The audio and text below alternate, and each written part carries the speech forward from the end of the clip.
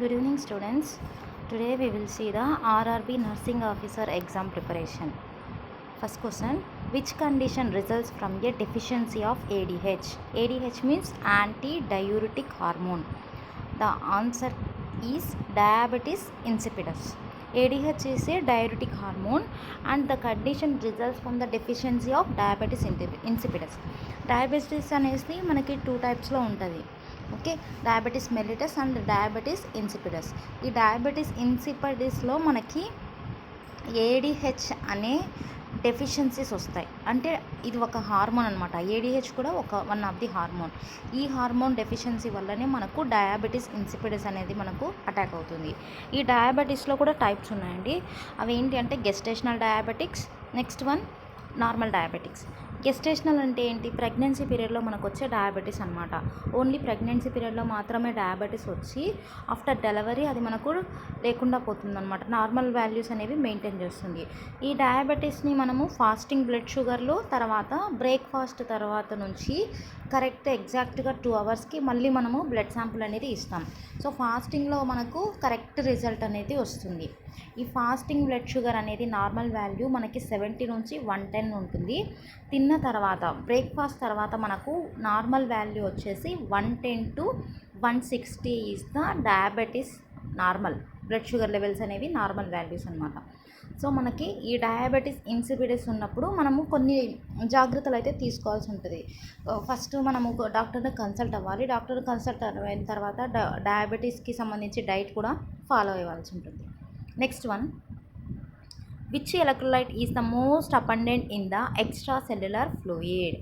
Electrolytes అనేవి మన బాడీలో మన యొక్క ఫంక్షన్స్ని మెయింటైన్ చేస్తాయండి. మెయిన్గా మనకు సోడియం, పొటాషియం, బైకార్బోనేట్ ఇవి మనకు ఉండే మెయిన్ అనమాట. అంటే మనకి ఏదైనా డయేరియా కానీ వామిటింగ్స్ కానీ ఫ్లూయిడ్ లాస్ ఏదైనా జరిగితే ఫస్ట్ మనకి సోడియం అండ్ పొటాషియం లెవెల్స్ అనేవి మనకు డిక్రీజ్ అయిపోతాయి. ఈ సోడియం లెవెల్స్ని మనము మెయింటైన్ చేసుకోవాలి. నార్మల్ వాల్యూ వచ్చేసి 135 నుంచి 145 mg/dl అనేసి మనకి సోడియం వాల్యూస్ నార్మల్గా ఉంటాయి. ఎప్పుడైతే మనకి సోడియం ఇంక్రీజ్ అవుతుందో హైపర్ టెన్షన్ అనేది మనకు అటాక్ అవుతుంది. Okay, sodium is nothing but salt. Next one: ఈ సోడియము డిక్రీజ్ అవ్వకుండా మనము మెయింటైన్ చేసుకోవాలి. నెక్స్ట్ వన్ క్వశ్చన్ చూడండి: విచ్ ఆర్గాన్ ప్రొడ్యూసెస్ ఇన్సులిన్? మనకు ఇన్సులిన్ అనేది వన్ ఆఫ్ ది హార్మోన్.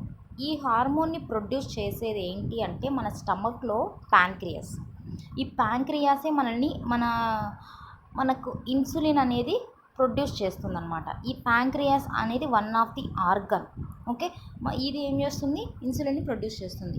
దీని యొక్క వేరియేషన్స్, ఈ ఆర్గాన్ ఎక్కువగా లేదా తక్కువగా ఇన్సులిన్ని రిలీజ్ చేసినప్పుడు మనకు డయాబెటీస్ అనేది అటాక్ అవుతుంది.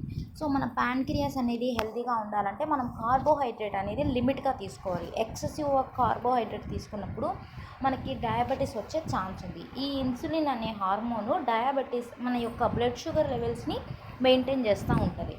Next question: which cranial nerve is responsible for vision? టోటల్గా మన బాడీలో నర్వస్ అనేవి ఉంటాయి. సో వీటిలో మనకు క్రేనియల్ నర్వ్ అనేది రెస్పాన్సిబుల్ చూపిస్తుంది. దేంట్లో? విజన్లో. చూడండి, మనకి ఇక్కడ చూసుకున్నట్లయితే ఓఫ్లాక్టరీ, ఆప్టిక్, ఓక్లోమాటర్, ట్రైజెమినల్ ఇలా 13 to 14 వరకు మనకి నర్వస్ అయితే క్రేనియల్ నర్వస్ ఉంటాయి. వాటిలో మెయిన్గా విజన్ని కంట్రోల్ చేసేది, మెయింటైన్ చేసేది ఆప్టిక్ నర్వ్. ఓకేనా? ఆప్టిక్ అనేది మన ఐకి సంబంధించిన నర్వ్ అనమాట. సో మనకు విజన్ అనేది మెయింటైన్ చేస్తుంది. Next one: which organ is responsible for the production of erythropoietin? Erythro అంటే బ్లడ్ అనమాట. ఈ బ్లడ్ని మెయిన్గా మనకు ఫిల్టర్ చేసేది కిడ్నీ. అంటే ఫస్ట్ మనకి హార్ట్ అనేది ఫిల్టరింగ్ అంటే హార్ట్ ఫంక్షన్లో యూజ్ చేసుకుంటే సర్క్యులేట్ అవుతూ ఉంటుంది. బట్ కిడ్నీ కూడా మన యొక్క బ్లడ్ని ప్యూరిఫికేషన్ చేయడంలో యూజ్ అవుతుంది. సో ఇప్పుడు మనకి ఎరిథ్రోపాయిటిన్ అనేది ప్రొడక్షన్ రావాలి అంటే ఫస్ట్ మనకి కిడ్నీ అన్నమాట. Next: what is the normal respiratory rate of for an adults?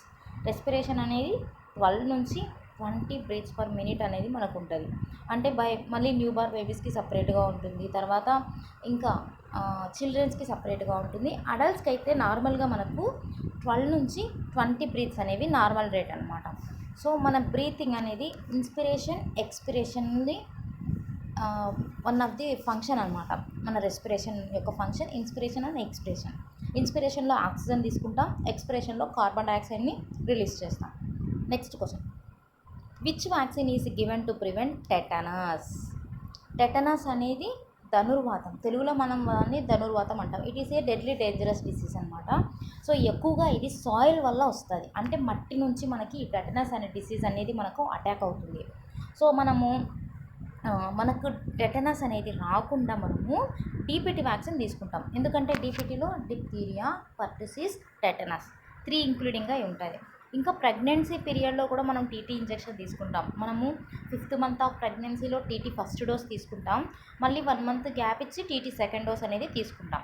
Next question, which is the preferred site for an infants intramuscular injection? Okay, infants అంటే ఎవరు? 1 మంత్ నుంచి, బర్త్ తర్వాత 1 month నుంచి 1 year లోపు పిల్లలందరినీ మనము ఇన్ఫాంట్స్ అంటాం. ఈ ఇన్ఫాంట్స్కి మనము vaccine not only vaccine, injections కూడా, వ్యాక్సిన్స్ కూడా మనము ఏ సైట్లో వేస్తామంటే వాస్టస్ లేటరాలిస్. ఇది మనకు థై యొక్క పార్ట్ భాగంలో ఉంటుంది. థైలో లాటరల్ సైల్ ఉంటుంది, దాన్నే మనము వాస్టస్ లేటరాలిస్ అంటాం. Okay, next question, which gland secretes the melatonin an hormone that regulates the sleep wake cycle? మెయిన్గా మనకి మెలటోనిన్ అనే వాటిని సెక్రెట్ చేస్తుంది. తర్వాత రెగ్యులేట్ ద స్లీప్ వేక్ అంటే మన యొక్క నిద్రని కూడా కంట్రోల్ చేసే గ్లాండ్ ఏంటి అంటే పైనియల్ గ్లాండ్. ఓకే, ఈ గ్లాండ్ అనేది మన యొక్క టోటల్గా రెస్ట్ అండ్ స్లీప్లో యాక్టివేషన్గా ఉండి మనకి హెల్ప్ చేస్తుంది. Next one, the thyroid gland produces which hormone primarily? మనం థైరాయిడ్లో చూసుకున్నట్టే T3, T4, TSH 3 టైప్స్గా ఉంటాయి. మనం బ్లడ్ టెస్ట్ చేసుకున్నప్పుడు మనకు రిపోర్ట్లో చూసుకున్నట్లయితే థైరాయిడ్ అనేది 3 టైప్స్గా ఉంటుంది. సో మెయిన్గా థైరాయిడ్ గ్లాండ్ అనేది ఫస్ట్ ప్రొడ్యూస్ చేసేది దేన్ని అంటే థైరాక్సిన్ని ప్రొడ్యూస్ చేస్తుంది. ఈ థైరాయిడ్ గ్లాండ్ థైరాక్సిన్ అనే హార్మోన్ని ప్రొడ్యూస్ చేస్తుంది. దాని యొక్క నేమ్ ఏంటి అంటే T4, T3, T4, TSH అనేది మనకి థైరాయిడ్లో వన్ ఆఫ్ ది పార్ట్. మెయిన్గా సెక్రెట్ చేసే thyroxine. Next one, which hormone regulates the blood sugar levels?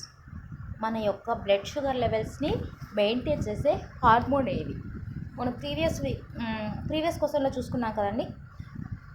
Pancreas అనేది సెక్రెట్ చేసేది ఏంటి అంటే ఇన్సులిన్ హార్మోన్ కదా. ఈ ఇన్సులిన్ హార్మోన్ని మన బ్లడ్ యొక్క షుగర్ లెవెల్స్ని మెయింటైన్ చేస్తుంది. ఇన్సులిన్ అండ్ గ్లూకాగాన్ 2 కలిపి మెయింటైన్ చేస్తాయి. Next, which gland is known as the master gland of the endocrine system? Master gland అంటే బిగ్ అండ్ మెయిన్ గ్లాండ్ని మనం మాస్టర్ గ్లాండ్ అంటాం. ఎండోక్రైన్ సిస్టమ్, ఎండోక్రైన్ అంటే ఏంటి?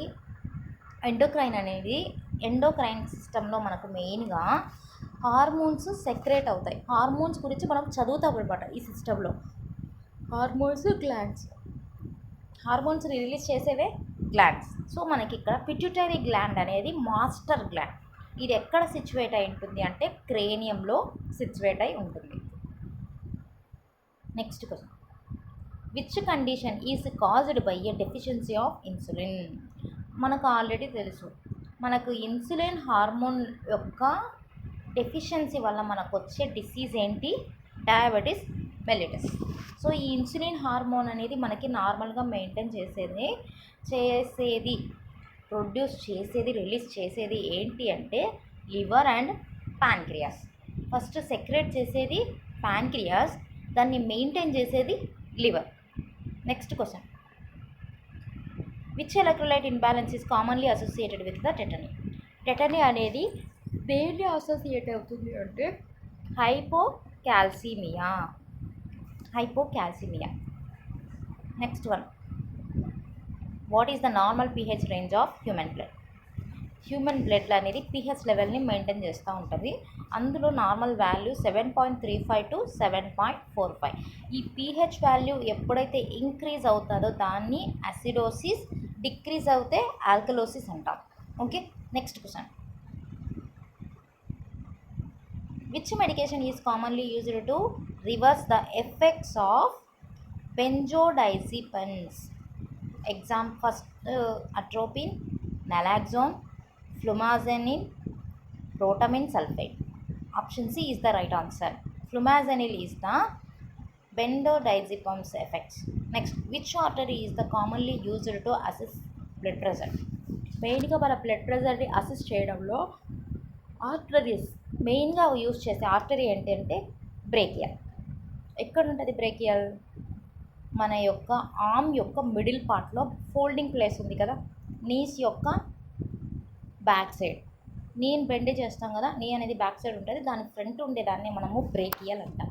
ఈ బ్రేకియల్ ఆర్టరీ మన బ్లడ్ ప్రెషర్ని మెయిన్గా మనము మెజర్ చేస్తాం కదా. ఇప్పుడు మనం బీపీ చెక్ చేసేటప్పుడు కఫ్ కట్టిన తర్వాత స్టెప్ పెట్టేది బ్రేకియల్ ఆర్టరీ మీద. Next one, which cranial nerve is responsible for the vision? ఇప్పుడు మనం ఆల్రెడీ చూసుకున్నాం, క్రేనియల్ నర్వ్లో మనకి ఆప్టిక్ నర్వ్ అనేది మనకు విజన్కి హెల్ప్ అవుతుంది. దాంట్లో మనకు అది ఏ ఆప్టిక్ అనేది సెంట్రల్ క్రేనియల్లో ఎన్నో నర్వ్ అంటే సెకండ్ నర్వ్. ఓకేనా?